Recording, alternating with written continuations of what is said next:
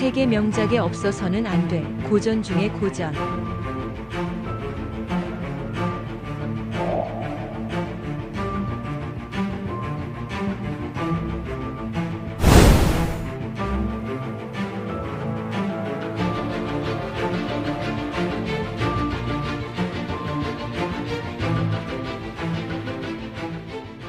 요한 볼프강 폰 괴테의 파우스트는 독일 문학을 대표하는 작품 중 하나로 인간의 욕망과 구원의 가능성을 탐구하는 철학적 비극의 이야기입니다. 저자 요한 볼프강 폰 괴테는 1749년 8월 황실 고문관인 아버지와 프랑크푸르트 시장의 딸인 어머니 사이에서 태어났다. 1765년에 법률학을 배우기 위해 라이프치히 대학에 입학했으며 이때 처음으로 자유롭게 레싱, 빈켈만 등을 읽었다고 한다. 폐결핵으로 학업을 중단한 괴테는 1770년 슈트라스부르 대학에 입학하여 다시 법률 공부를 시작했고 이때 헤르더와 교제하면서 호메로스, 성서, 오시안, 미녀, 세익스피어 등을 알게 되었다. 1775년 카를 아우구스트의 초청으로 바이마르를 방문하여 그곳에 정착하기로 결심했다고 한다. 1786년 이탈리아 여행길에 오름으로써 다시 예술의 세계로 돌아가는 계기를 마련했으며 1788년 바이마르로 돌아온 괴테는 정무에서 떠나 고독 속으로 숨으며 실러와도 처음 만남을 가졌다고 한다. 1805년부터 1815년에 걸친 나폴레옹 전쟁 동안 나폴레옹을 3번이나 만나는 한편 죽기 1년 전 대작 파우스트를 완성했으며 1832년 바이마르 자택에서 운명했다. 안녕하세요. 유니스북 카페 유니스입니다. 이 책은 오래전부터 읽어보고 싶었는데 워낙 책이 두껍고 내용이 방대하다 보니 선뜻 엄두를 내지 못했습니다. 그러다 작년 가을쯤 구매해서 몇 개월에 걸쳐 드디어 완독을 하였습니다. 파우스트는 1부와 2부로 나뉘어져 있습니다. 1부는 사랑과 욕망의 비극을 중심으로 전개되며 2부에서는 파우스트가 보다 철학적이고 상징적인 여정을 떠나게 됩니다. 자, 그럼 책 속으로 들어가 볼까요? 구독, 좋아요, 알림 설정은 사랑입니다. 신과 악마의 내기. 천상의 서곡. 신과 천사들이 대화를 나누고 있을 때 메피스토펠레스라는 악마가 등장합니다. 메피스토펠레스는 인간은 결코 신에게 충실하지 않으며 욕망과 쾌락에 쉽게 빠진다고 조롱합니다. 이에 신은 인간, 특히 파우스트를 예로 들며 인간은 비록 방황할지라도 결국 옳은 길을 찾을 것이라고 말합니다. 파우스트의 영혼을 두고 벌어지는 시험. 메피스토펠레스는 인간은 유혹에 쉽게 빠지며 결국 욕망에 굴복한다고 말하며 자신이 파우스트라는 학자를 타락시켜 그를 절망으로 이끌 수 있다고 장담합니다. 신은 인간은 끊임없이 노력하고 발전하는 존재이기 때문에 파우스트는 방황하고 흔들리겠지만 결국 선한 길로 나아갈 것이라고 말하며 내기를 시작합니다. 이 내기는 단순히 악마가 인간을 유혹하는 이야기 이상으로 인간의 본질을 탐구하는 철학적 상징을 담고 있습니다. 주인공 파우스트는 학문과 지식을 탐구하는 박식한 학자이지만 인생의 의미를 찾지 못해 절망에 빠져 있습니다. 그는 신과 악마 메피스토펠레스 사이에 내기가 걸린 존재로 마법을 이용해 초자연적인 존재와 소통하려 하지만 여전히 공허함을 느낍니다. 파우스트는 신과 악마의 두 힘 사이에서 갈등하며 지식, 사랑, 이상을 쫓지만 결국 완전한 만족을 얻지 못합니다. 메피스토펠레스는 파우스트를 조종하려 하고 파우스트는 항상 선택의 기로에 서 있으며 자유롭게 욕망을 추구하지만 그 결과에 대한 책임도 져야 합니다. 파우스트가 괴로워하며 자살을 고민하던 순간 메피스토펠레스가 나타나 이 세상의 모든 쾌락을 경험하게 해주겠다고 제안합니다. 대신 그 조건으로 메피스토펠레스는 그의 영혼을 요구합니다. 파우스트와 그레첸의 첫 만남. 유혹의 시작. 파우스트는 메피스토펠레스와 계약을 맺고 젊음을 되찾은 후 인생의 쾌락을 경험하고 싶어 합니다. 그러던 중 그는 순수한 시골 처녀인 그레첸 마르가레테를 보고 한눈에 반합니다. 하지만 그레첸은 신앙심이 깊고 순결한 소녀였기 때문에 파우스트가 쉽게 접근할 수 없었습니다. 메피스토펠레스는 파우스트를 돕기 위해 마법을 사용하여 그녀를 유혹할 기회를 만듭니다. 사랑의 발전. 치명적인 유혹. 파우스트는 메피스토펠레스의 도움을 받아 보석 상자를 그레첸의 집에 놓아둡니다. 가난한 그녀는 아름다운 보석에 매혹되지만 이를 본 어머니는 이것이 악마의 유혹이라며 교회에 바치게 되죠. 파우스트는 다시 보석을 선물하고 마침내 그레첸과 가까워집니다. 그녀는 파우스트를 진심으로 사랑하게 되고 둘은 깊은 관계를 맺습니다. 비극의 시작. 파우스트의 이기심과 그레첸의 파멸. 그레첸은 파우스트의 아이를 임신하지만 사회적 시선과 종교적 도덕 때문에 고통을 받습니다. 그녀의 어머니는 파우스트가 준 수면제를 먹고 죽게 되고 그녀의 오빠 발렌틴은 파우스트와의 결투에서 죽임을 당하며 죽기 전 그녀를 저주합니다. 결국 그레첸은 죄책감과 사회적 비난 속에서 정신적으로 붕괴하고 맙니다. 절망과 죄의 대가. 아이를 죽인 그레첸. 사회에서 버림받은 그레첸은 극심한 압박과 정신적 혼란 속에서 자신의 아이를 강물에 버려 죽입니다. 그녀는 체포되어 감옥에 갇히게 되고 사형 선고를 받게 됩니다. 한편 파우스트는 메피스토펠레스와 함께 그녀를 구출하려 하지만 그녀는 이를 거부합니다. 나는 신의 뜻에 맡긴다라는 마지막 말을 남기고 그녀는 처형당하게 되죠. 그러나 하늘에서 들려오는 목소리가 그레첸은 구원받았다라고 선언합니다. 파우스트의 사랑은 욕망에서 시작되었지만 그레첸은 순수한 사랑을 바쳤습니다. 하지만 결과적으로 그녀는 파우스트의 탐욕 때문에 희생되죠. 그레첸은 살인을 저질렀지만 진정한 회개와 신앙으로 신의 은총을 받아 구원받습니다. 반면 파우스트는 메피스토펠레스와의 계약으로 인해 여전히 방황하며 구원받지 못합니다. 그는 처음에는 단순한 쾌락을 원했지만 그레첸의 비극을 겪으며 삶의 의미에 대해 깊이 고민하기 시작합니다. 파우스트와 그레첸의 사랑은 단순한 연애 이야기가 아니라 욕망과 순수, 죄와 구원, 인간의 방황과 신의 자비를 상징하는 이야기입니다. 그레첸은 비극적인 운명을 맞이하지만 결국 신의 은총으로 구원을 받았고, 반면 파우스트는 그녀를 잃고 진정한 만족이 무엇인지 깨닫기 시작하며 성장의 길로 나아갑니다. 괴테는 이 이야기를 통해 인간은 실수할 수 있지만 진정한 회개와 신의 은총이 있다면 구원받을 수 있다라는 메시지를 강조합니다. 파우스트 2부는 1부와 달리 철학적이고 상징적인 내용을 담고 있습니다. 파우스트는 세속적인 욕망을 넘어 더 높은 목표를 추구하며 정치, 예술, 경제 등 다양한 분야를 경험합니다.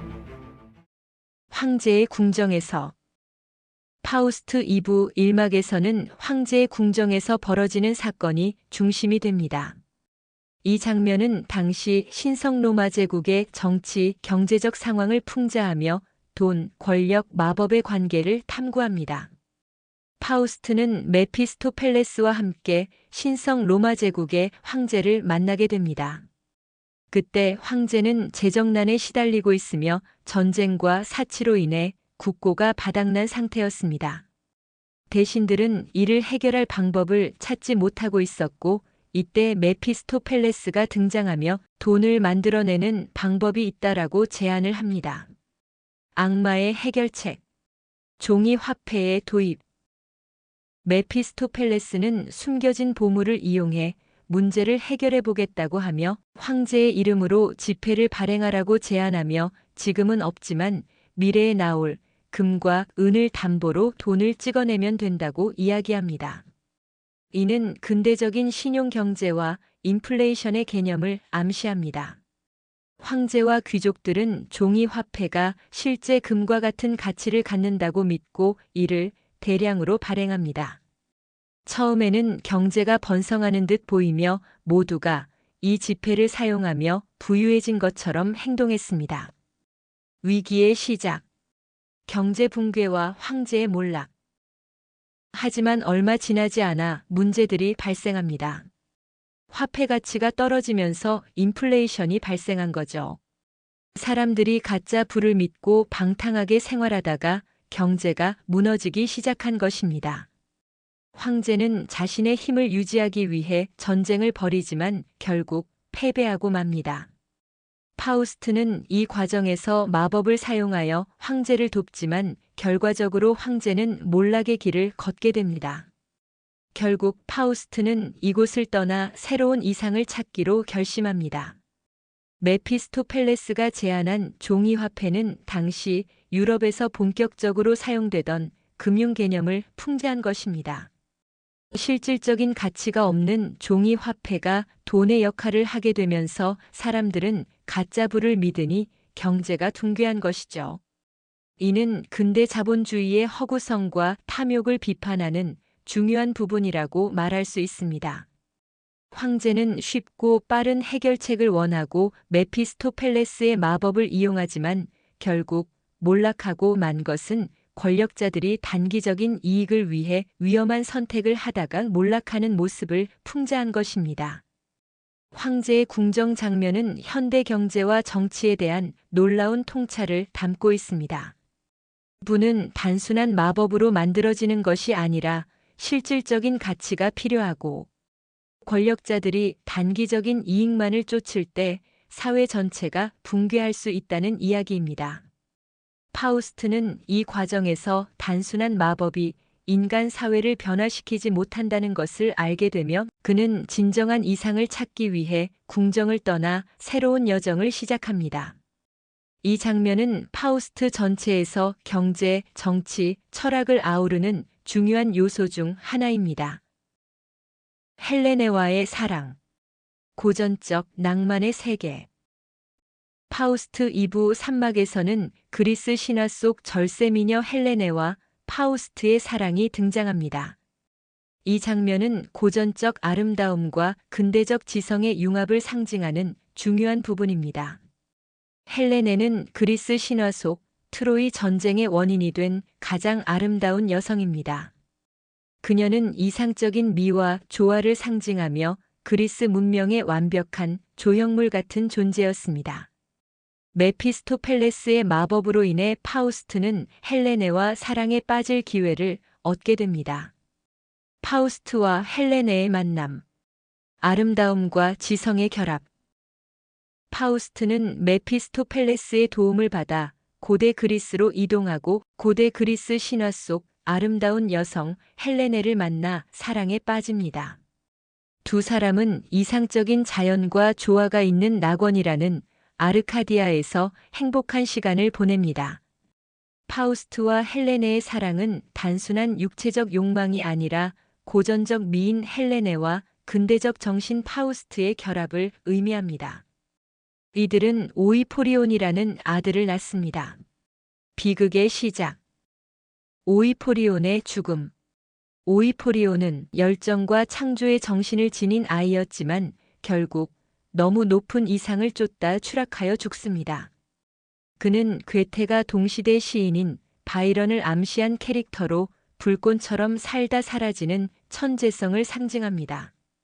아들의 죽음으로 인해 헬레네는 절망하고 그녀 또한 연기처럼 사라져 그리스 신화의 세계로 돌아갑니다. 파우스트는 그녀를 붙잡으려 하지만 헬레네는 그에게서 영원히 떠나버리고 맙니다.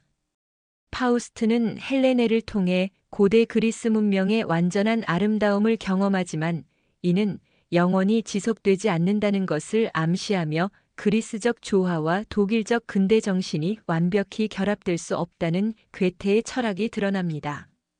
오이포리오는 불가능한 이상을 추구하다 죽는 인물로 현실과 이상이 조화를 이루지 못할 때 벌어지는 비극을 보여줍니다. 이는 곧 완전한 조화는 인간 세계에서 실현될 수 없음을 암시하죠. 사랑을 통해 완전한 만족을 얻으려 했던 파우스트는 결국 또다시 상실과 방황을 경험하게 됩니다. 하지만 이번에는 단순한 쾌락이 아니라 더 높은 차원의 이상을 탐구하는 과정이 됩니다. 헬레네는 완전한 아름다움이지만 현실에서는 영원히 붙잡을 수 없는 환상. 파우스트는 또 다른 사랑을 잃고 새로운 길을 찾게 되며 인간이 궁극적으로 완전한 이상에 도달할 수 없음을 깨닫게 됩니다. 하지만 그는 포기하지 않고 더 높은 목표를 향해 나아갑니다. 이 장면은 서양 문명의 정수 고대 그리스와 근대적 정신, 독일 낭만주의의 융합과 한계를 탐구하는 철학적 장면입니다. 바다를 정복하고 유토피아를 건설하다. 최후의 도전. 파우스트 2부 후반부에서는 파우스트가 바다를 정복하고 새로운 유토피아를 건설하려는 거대한 프로젝트를 추진합니다. 이는 단순한 토목 공사가 아닌 인간의 끊임없는 개척 정신과 이상 사회 건설에 대한 철학적 탐구가 담겨 있습니다. 바다를 정복하라. 자연을 극복하려는 인간의 의지. 나이가 든 파우스트는 더 이상 개인적인 쾌락이 아닌 위대한 업적을 남기려는 야망을 품습니다. 그는 메피스토펠레스와 계약한 힘을 이용해 바다를 매립하고 새로운 땅을 개척하려 합니다. 바다는 인간이 정복하지 못한 영역이며 이를 극복한다는 것은 곧 문명의 승리를 의미합니다. 파우스트는 거대한 방조제를 세우고 바다를 밀어내어 새로운 땅을 만들어냅니다. 그는 자연을 정복하고 인류를 위한 번영을 이루는 것이 진정한 삶의 의미라고 믿었습니다. 이는 괴테가 당대 산업혁명과 인간 중심의 진보 사상을 반영한 부분인 것 같습니다.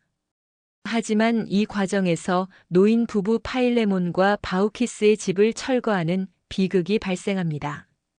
그들은 그곳에서 조용히 살고 있었는데 파우스트의 부하들이 집을 불태워버린 것이죠. 파우스트는 이에 죄책감을 느끼지만 그의 목표를 멈추지 않았습니다. 파우스트의 마지막 순간. 만족의 순간과 죽음. 새로운 땅이 완성되고 파우스트는 자신의 목표를 거의 달성했다고 믿었습니다. 그는 스스로에게 이렇게 선언합니다. 이 순간이여 멈추어라. 너는 너무도 아름답구나.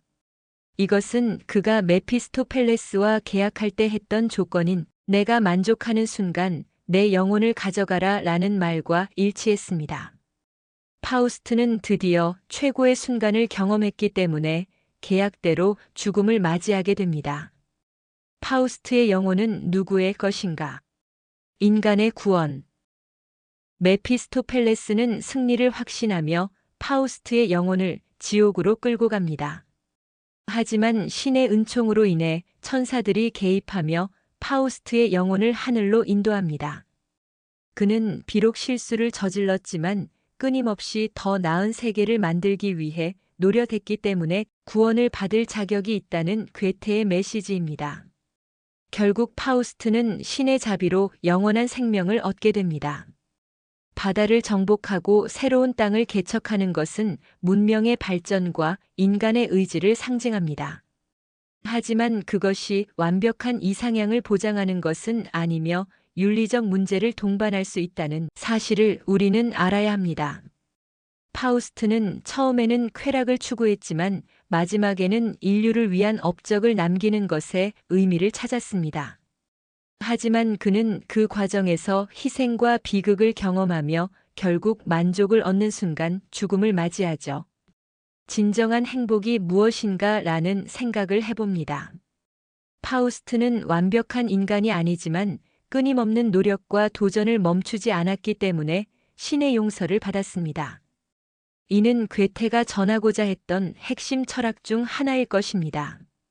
파우스트는 자연을 극복하고 유토피아를 건설하려 했지만 결국 인간의 한계를 깨달았습니다. 하지만 끊임없이 노력했고 그 의지와 성장이 신의 구원을 받게 된 이유인 것이죠. 파우스트의 마지막은 인간이 완벽하지 않더라도 노력과 성찰을 통해 구원받을 수 있음을 보여줍니다. 이는 근대 문명의 발전과 한계, 그리고 인간의 궁극적인 구원이라는 철학적 메시지를 담고 있습니다. 황제와의 에피소드는 화폐와 권력의 본질을 비판하고, 헬레네와의 사랑, 오이포리온의 죽음은 이상적 아름다움이 현실에서 지속될 수 없음을 의미하며, 바다 메리 프로젝트는 인간이 자연을 정복하려는 욕망을 상징하지만 그것이 완전한 행복을 보장하지 않는다는 거와, 인간은 완벽하지 않지만 끊임없는 노력을 통해 신의 은총을 받을 수 있다는 교훈을 알게 되었습니다. 괴테는 파우스트를 통해 지식을 탐구하고 욕망을 추구하며 이상을 쫓는 인간의 여정을 보여주었습니다. 파우스트는 결국 완전한 만족을 얻지 못하지만 멈추지 않고 나아가려는 의지로 인해 구원을 받았습니다. 이것이 바로 파우스트가 던지는 인간은 계속 노력하는 한 의미가 있다라는 메시지입니다. 괴테의 파우스트는 단순한 악마와의 계약 이야기가 아니라 인간 존재에 대한 깊은 철학적 탐구를 담은 작품입니다.